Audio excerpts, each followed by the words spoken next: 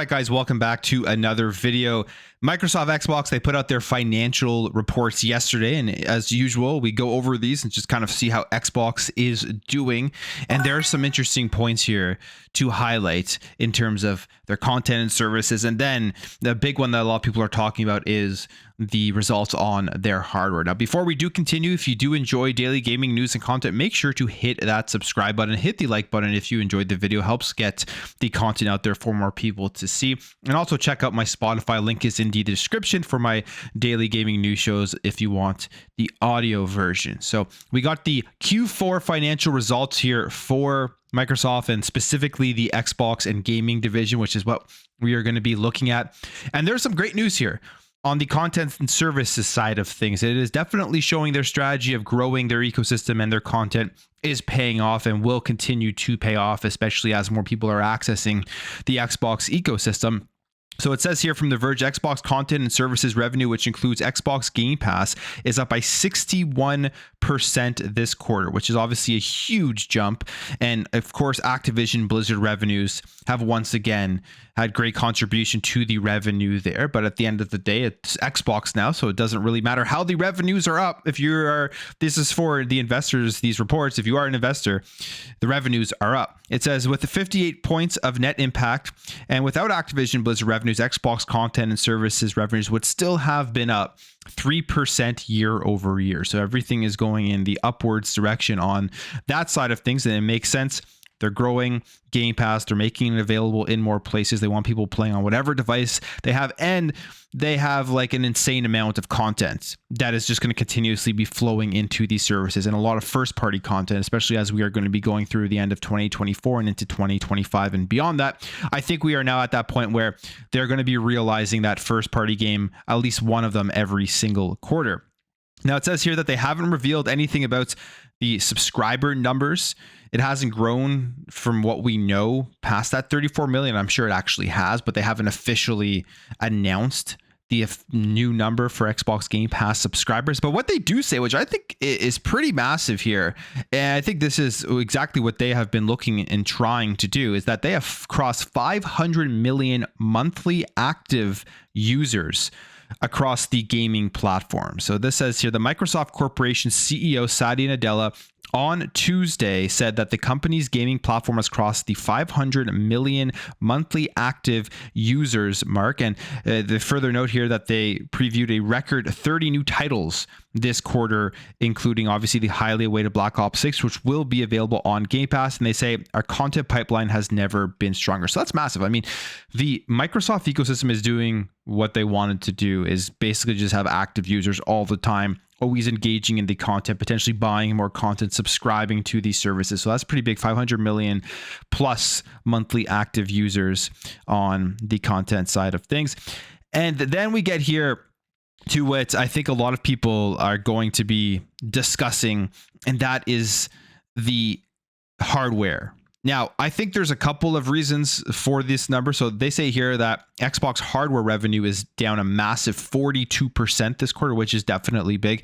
And you could think of many different reasons, like putting Xbox everywhere with the Amazon Fire Stick and advertising no console required. I think that definitely plays a role in people's minds, that if they don't want to have to go out and spend $300 or $500 on a console, now they know that they don't have to. I think that alone would appeal more to like the casual gamers, people that don't care about the frame rates or the highest resolution or any of that stuff. They just want to be able to jump into a game whenever it's most convenient to them, which would be picking up your controller, turning on TV, and then just hitting play. No downloads, no updates, none of that stuff. That is what that advertising is going to appeal to. We're also in the mid to end of this generation where you do see the hardware sort of falling off. But it will be interesting to see after the end of this year, going through the next quarter and beyond, if that does change around at all, if people are going to start picking it up for games like Call of Duty, for games like Indiana Jones and Avowed, a lot of first party content coming out. But I think Call of Duty Black Ops 6 is going to be a major mover one way or another with the consoles, especially if they market it properly. But that is an interesting number that a lot of people are going to be discussing, the 42% massive drop here this quarter. And what does that mean? I still think it means absolutely nothing for the future of the Xbox hardware. I mean, they've already told us they are making new hardware. So unless unless they come out and scrap all their plans and say everything we said previous about the future of the generations of Xbox hardware was a lie, they're still making future hardware. And I think the next iteration of the content is just going to be completely different in what they are going to be aiming at. It's going to be a console where you can play everything, potentially have launchers like Steam and Epic Games on it, and they're going to be focusing on mobile gaming. They're going to have most likely a hybrid handheld, again, where you can play everything on it and get access to your Xbox ecosystem, which will appeal to a far broader range of people than just people who are Xbox fans or want to be only in the Xbox ecosystem. Continues here and says, despite the poor Xbox hardware revenue, gaming revenue at Microsoft is up 44% overall, helped again by the additional Activision and Blizzard revenue. So they've been able to offset the fall in hardware revenue with 44% increase overall in their gaming revenue, which is big. I mean, it's up 44%. Say, in fact, the revenue added 48 points. So overall gaming revenue on Microsoft would have been put down 4% if the company hadn't acquired Activision Blizzard. So obviously, again, massive there with that acquisition. Now, for the next quarter, they say Microsoft is expecting content and services revenue to increase in the low to mid 50s.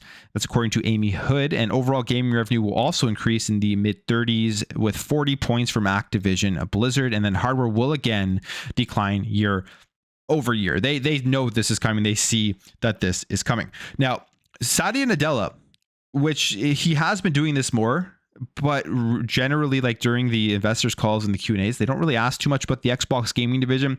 But now, because of how big it is, there were questions that were being asked about Xbox gaming, and Satya Nadella had this to say, nothing new, just basically reiterating the Xbox strategy and everything that they've been saying now for the last few months. Saying, for us, our investment in gaming fundamentally was to have, I would say, the right portfolio of both what we love about gaming and always have loved about gaming, which is Xbox, and the content for the console, and expand from there so that we have content for everywhere people play games, starting with the PC. And then elaborating further, reiterate that Activision was primarily about expanding Xbox's footprint beyond console to mobile and PC specifically. And I would say mobile, the key one there, which that is their biggest opportunity for growth.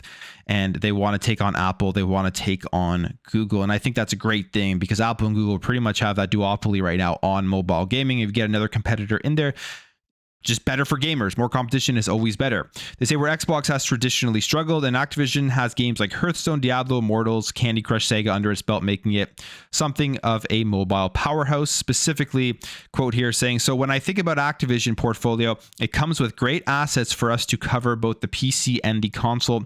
And then, of course, assets to cover mobile sockets, which we have never had. So we feel that now we have both the content and the ability to access all the traditional high-scale platforms where people play games, which is the console, PC, and mobile. But we're also excited about these new sockets, right? So there it is. What was really funny about that answer, more so than his actual response, or was to me interesting more than his response, because he was just reiterating what Xbox has been saying now for a very long time, is that he forgot the name of the Amazon Fire Stick.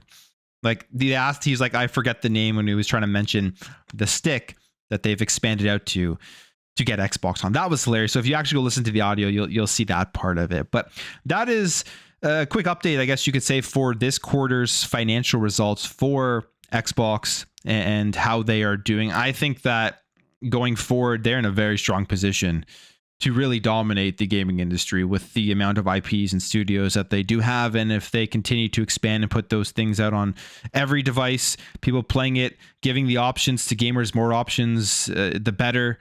It's gonna be huge as one of the biggest, if not the biggest publisher at this point, especially with games like Call of Duty, Black Ops 6 dropping into Game Pass day one. But I'm going to end the video there, guys. If you did enjoy this video, make sure to hit that thumbs up. If you are new here, hit that subscribe, and I'll catch you guys in the next video.